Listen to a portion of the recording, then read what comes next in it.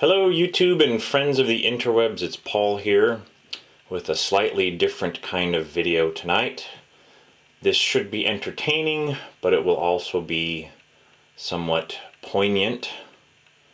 So, my grandmother died recently,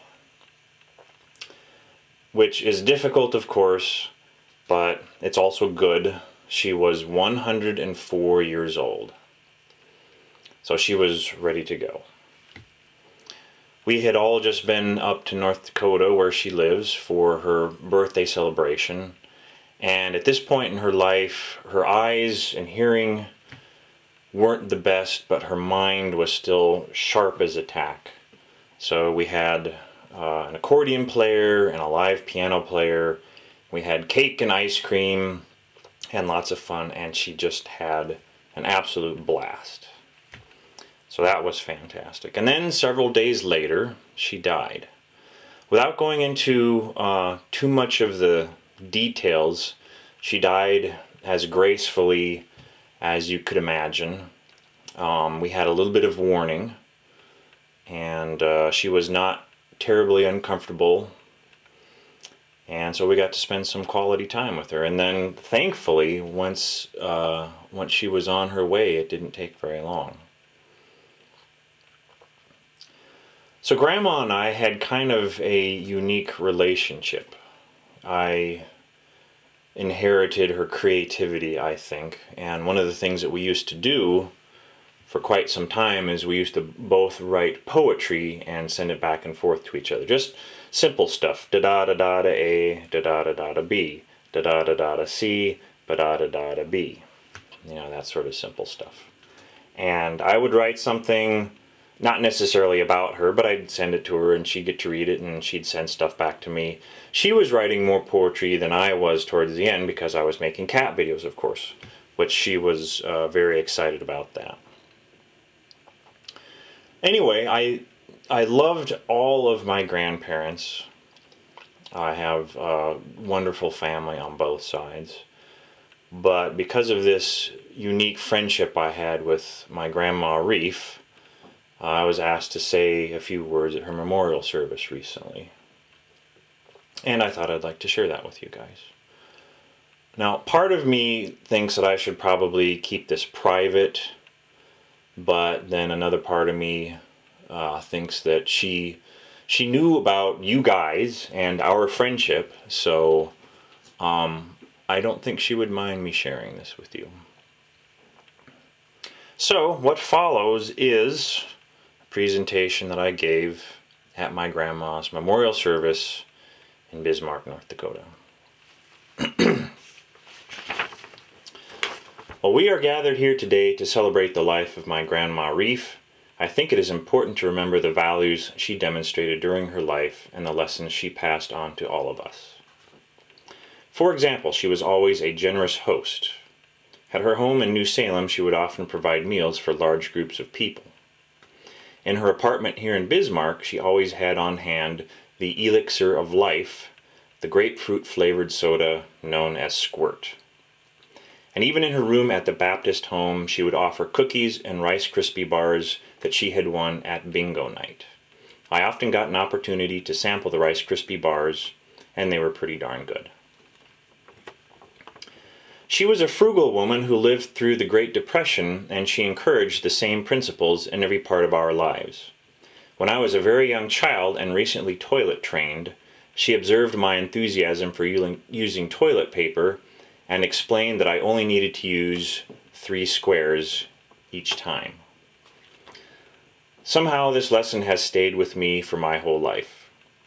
And although we never discuss it, I believe she would have allowed for a few more squares in the case of single ply. In a similar manner, she believed in recycling. One year for my birthday, she sent me a birthday card that reads, and I quote, I have the card here for you guys. Now this is the part that's actually printed on the card from the factory that I'm going to read here.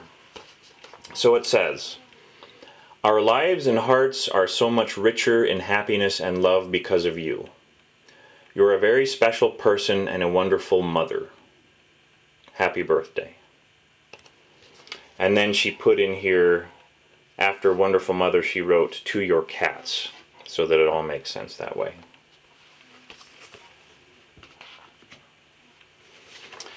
I imagine that she believed in the American way, a free market economy, and in particular the benefits of high volume manufacturing.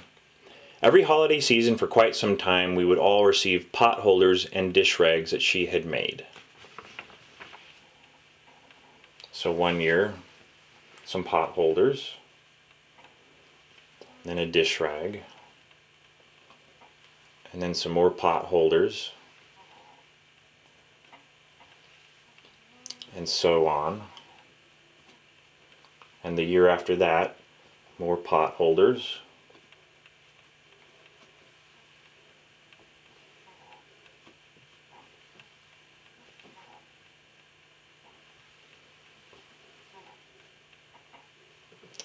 and on and on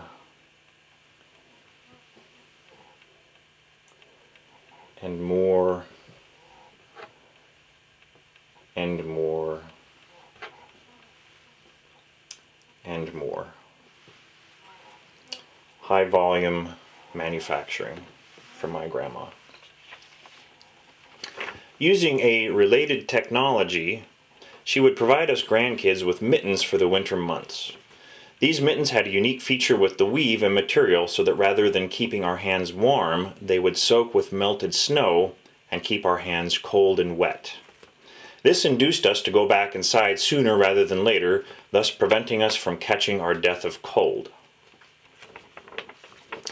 In her own way, Grandma did embrace advanced technology. Her home in New Salem had a vertical laundry tunnel that allowed gravitational transfer of dirty clothes from any floor down to a laundry basket in the basement. My sister and I discovered an alternate use for this laundry chute, and when we found that one of us could be at the top floor and the other on the main floor or basement, we could poke our heads into the chute and see each other and communicate. This was before cell phone technology, so we considered it an innovation.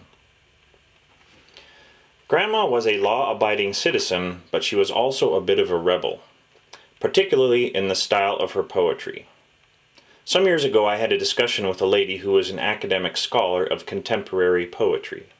She tried to claim that modern poetry should not and does not rhyme. I told her that my grandma was a prolific modern author of poetry, and her poetry always rhymed. In fact, one of her published volumes is called "Thoughts in Rhyme Are Mine." This scholar then explained how grandmas had a special exemption from this ban on rhyming. Sure they did.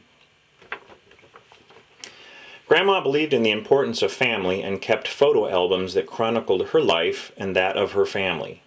She also believed in the power of repetition for the purpose of building a strong memory. Every year we got to review these photo albums, and wouldn't you know it, after so many years, I could recall the contents of the photo albums before they were opened during each annual review lesson. I'll never forget these lessons she taught, and I'll never forget her love. I'll never forget the way she lived her life. She always managed to get by, and it was pretty darn good. And so that was my presentation at her memorial ceremony. And the one thing that I think I would add here that I didn't mention during the memorial is a word about my own personal beliefs and philosophy. I'm not a religious person. I don't claim any kind of faith, so I don't know if there's an afterlife. But it is an attractive idea to me. I have a skeptical mind, but I'm also just a little bit of a romantic. And I think it would be wonderful if there was something after this life and after this body. Grandma had a very strong faith, and so she was ready to go and was happy to be on her way. But I guess for me, if there is an afterlife, then I look forward to seeing my grandma again someday.